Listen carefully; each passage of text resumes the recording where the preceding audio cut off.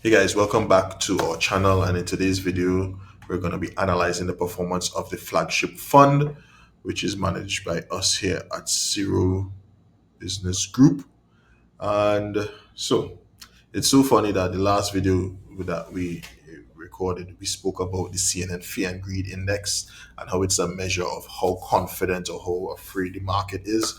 Well, the Fear and Greed Index is very low right now. It's fluctuating between, I think it was at at one point. I think today it's at around 24.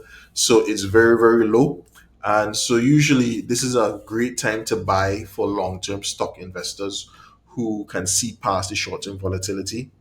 Easier said than done, but I would like to think that we uh, not only talk the talk but walk the walk. And so in today's video, we're going to be showing you what we've been doing during this period when everyone has been panicking and some people have been selling.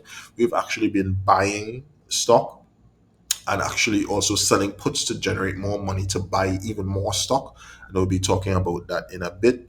But let me just touch on the performance. So yeah, to date, uh, the S&P flagship portfolio is only up at 1.3%, as you see here. But at one point, it was up close to 18% in February, mid-February, but it has declined since the announcement of Trump's tariff measures. At one point, it was negative, but it's now barely back into the green. Hopefully, it will rebound soon enough when we get through this whole tariff panic. But looking at our positions to see what we've actually been doing. So our major positions are, for the most part, still in the green. We see Meta still in the green. Baba we're down a little bit. Um, Most of the positions, Visa example, still in the green. Some of our newer positions, like LVMH, ESML, which we recently bought, in the red, meaning that we're negative on them. Adobe is also negative at this point. Um, but most of these, pretty confident in the near future will become great investments for us, good to great investments for us in the future. What we have done, in addition to nibbling at some of these stocks, we've started a new position in MasterCard. As you know, Visa is, I think, the third biggest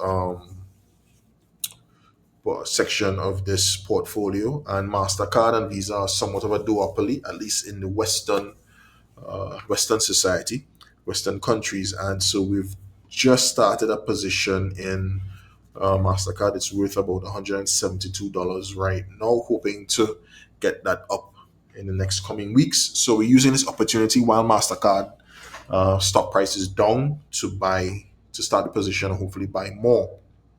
Right, so we've created one new position in MasterCard and purchased a little bit of each of the other stocks that we have in the flagship portfolio, which includes things like Google, which is down, um, Microsoft, etc., etc.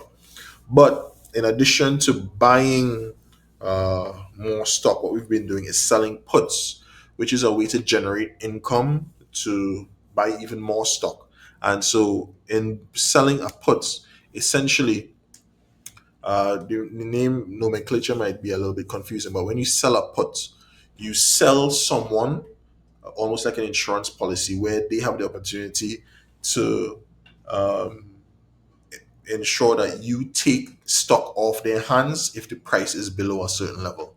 So in this case, I would have purchased or sold puts in Canada Goose, in SoFi, in Compass, which is a real estate brokerage firm in the States, and New Holdings. And so all of these positions would have netted me about $300 to $400 or so, if I'm not mistaken, they are around the $300 mark. And because I think that the volatility will pass and the underlying stock prices will rebound, I'm hopeful that I won't have to assume, take possession of these stocks from these individuals. So that's a really great way to raise money. And so maybe in the next video, we'll talk about how to raise money by selling puts to finance even more stock purchases.